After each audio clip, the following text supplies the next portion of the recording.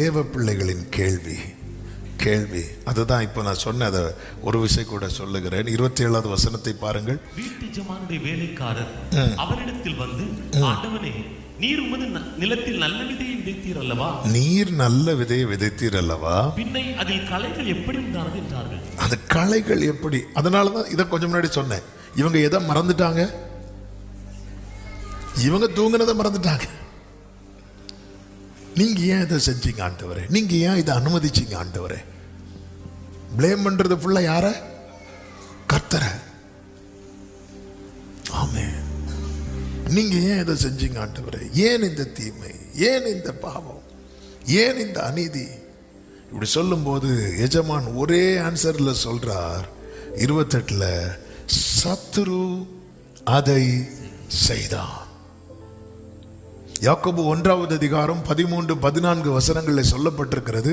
சோதிக்கப்படுகிற எவனும் தேவனால் சோதிக்கப்படுகிறேன் என்று சொல்லாதிருப்பானாக. ஆனா அதே அதிகாரம் 2-3 வசனங்கள் என்ன சொல்லப்பட்டிருக்கிறது? ஆமே, நீங்கள் பலவிதமான சோதனைகளில் அகப்படும் போது உங்கள் விசுவாசத்தின் பரீட்சையானது பொறுமையை உண்டாக்கும் என்று அறிந்து அதை என்ன பண்ணுங்கள்? சந்தோஷமாக எண்ணுங்கள். 12வது வசனம், சோதனையை சகிக்கிற மனுஷன் பாக்கியவான் அப்படின்னு சொல்றார். அடுத்த வசனத்துல சொல்றார், சோதிக்கப்படுகிற எவனும்.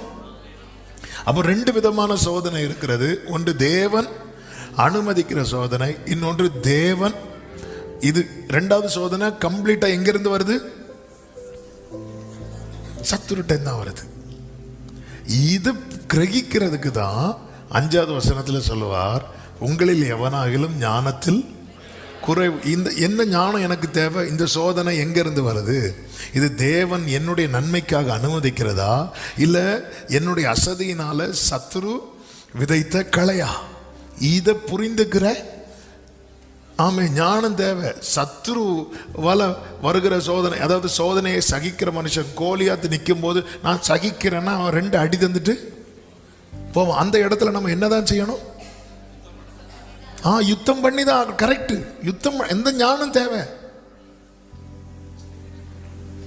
சிங்கம் கரடி வரும்போது சோதனை சகிக்கிற மனுஷன் பாக்கியவான், அவன் உத்தமன் என்று விளங்கின போது விளங்கும். ஆமென். இந்த ஞானம் தேவை. நம்ம எதிர்க்க வேண்டிய இடத்துல எதிர்க்கணும், அடிக்க வேண்டிய இடத்துல அடிக்கணும். அதுக்கு புருஷன மனைவி அடிக்கிறது இல்லை, சத்துருவை. நான் பாருங்க, தாவீதுக்கு கோலியாத்தை போட்டு தள்ளின தாவீதுக்கு சவுலை போட்டதுக்கு எவ்வளவு நேரம் தான் வேணும்? ஆனா அந்த இடத்துல விலகுறான். விலக வேண்டிய இடத்துல விலகணும். அதான் தாவீது புத்திமானாய் நடந்தான். தேவ பிள்ளைக்கு அந்த கிருபை வேணும், அந்த ஞானம் தேவை. அது சிம்பிளா, இதை சத்துரு இதை செய்தான். இந்த உலகம் பொல்லாங்கனுக்குள் கிடக்கிறது. கொஞ்சம் அசதி. ஏன்னா நமக்குள்ள தேவன் என்ன விதைச்சிருக்கிறார்? நல்ல விதை விதைச்சிருக்கிறார். ஆமென். அதாவது இஸ்மவேலுக்கும் ஈசாக்குக்கும் செட் ஆகாது. அன்னைக்கு என்ன துன்புறுத்தல் நடந்துச்சோ அது இன்னைக்கும் நடந்துட்டு தான் இருக்கும். இயேசு சொன்னார், உலகத்தில் உங்களுக்கு உபத்திரவம் உண்டு. ஆமென் சொல்லுங்க பார்க்கலாம்.